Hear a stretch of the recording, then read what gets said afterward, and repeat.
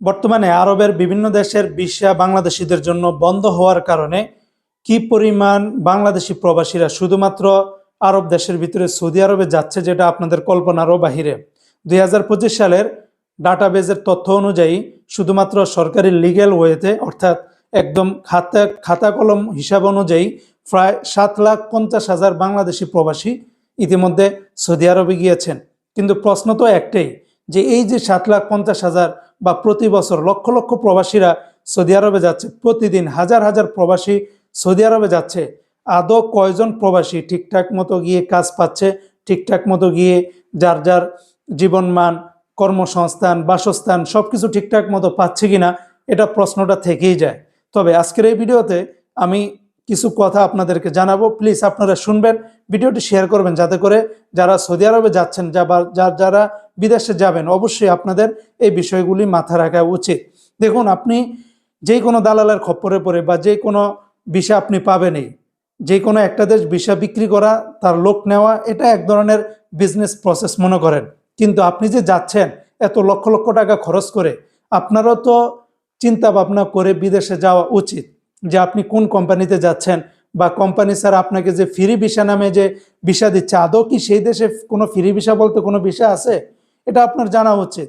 আসলে সৌদি আরব বা গোটা মিডল ইস্টে ফ্রি ভিসা বলতে কোনো ভিসা নেই।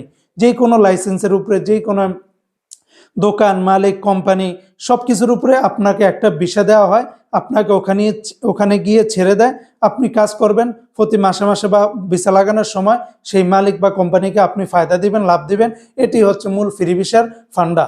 এখন কথা হলো যে আমরা যে বাংলাদেশিরা যাচ্ছি, আদৌ কয়জন দক্ষ হয়ে বিদেশে যাচ্ছি, এটা হচ্ছে মূল প্রশ্ন।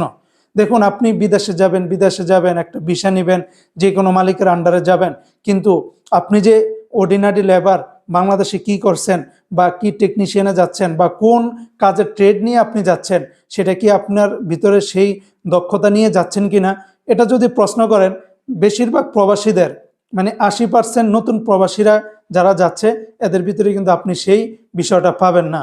আর এর ফলে এই বিদেশের মাটিতে গিয়ে, বিশেষ করে যারা কোম্পানিতে যাচ্ছে, যারা মালিকের আন্ডারে যাচ্ছে, এরা তো একটা না একটা কাজ করে দিন পার করবে। মানে কোম্পানির আন্ডারে থেকে মাসে মাসে বেতন পাবে, চাই সে কাজ জানুক বা না জানুক, সে আস্তে আস্তে শিখুক, পরবর্তীতে সে বেতন কিন্তু ঠিকই পাবে, একটা বাসস্থান, কর্মসংস্থানের ব্যবস্থা হবে। কিন্তু যারা ফ্রি ভিসার নাম দিয়ে যাচ্ছে, তারা গিয়ে দেখে যে আমি ঠিকমতো কাজ জানি না, আমি ঠিকমতো কাজ পারি না, ঠিকমতো কাজের সন্ধান নেই, পরবর্তীতে আমি এখানে কাজ করলাম, ওখানে কাজ করলাম, মিন্নি কাজ করার ফলে কি হয়, সে কোনো কাজেই পারদর্শী হতে পারে না। তার 2-3 বছর লেগে যায়, কোনো কাজে সে পারদর্শী হয় না, ঠিকমতো বাসা ওইভাবে শেখা হয় না, ঠিকমতো তার বাসস্থানও হয় না, যার ফলে সে যেরকম আর্থিকভাবে ক্ষতিগ্রস্ত হচ্ছে, ঠিক তেমনিভাবে বেকারত্বের সংখ্যাটাও প্রচুর পরিমাণে বেড়ে যাচ্ছে। আর এই কারণেই বর্তমানে সৌদি আরবে লক্ষ লক্ষ প্রবাসী গেলেও দিন শেষে কিন্তু বেশিরভাগ প্রবাসীরাই অসফল হয়ে উঠতেছে। এর মাত্র কারণ একটাই। আর এই সমস্ত আমাদের প্রবাসীদের কারণে আগের যারা প্রবাসী রয়েছে, তাদেরও কিন্তু কাজের ভিতরে বড় ধরনের সমস্যা হচ্ছে। কেননা অনেক প্রবাসীরা আগে থেকে ভালো একটা অবস্থানে আছে, চাকরিতে আছে, কিন্তু নতুন নতুন অনেক লোক যাওয়ার ফলে কি হচ্ছে, যে সে যে আগে যে কাজটা করত, সেটা এখন কম দামে তারাই মানে করে যাচ্ছে, কারণ তার কাজ দরকার, টাকা দরকার।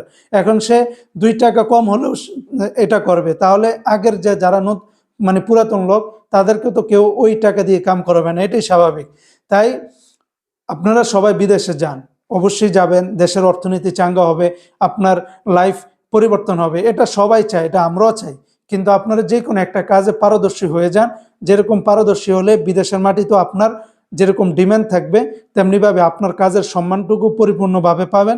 পাশাপাশি বাংলাদেশেরও আমাদের যেই রপ্তানি, যেই মানে কর্মসংস্থানের যে জনসংখ্যা, সেটারও অনেকটা ভালো একটা সুনাম থাকবে। তো আশা করি বুঝতে পারছেন, সৌদি আরবে বর্তমানে প্রচুর পরিমাণে লোক যাচ্ছে, আরও যাক, সেটাও মানে আমাদের কামনা। কিন্তু আপনারা একটা কাজ শিখে তারপরে বিদেশের মাটিতে যান, তাহলেই হবে, এটা আমাদের জন্য সার্থকতা।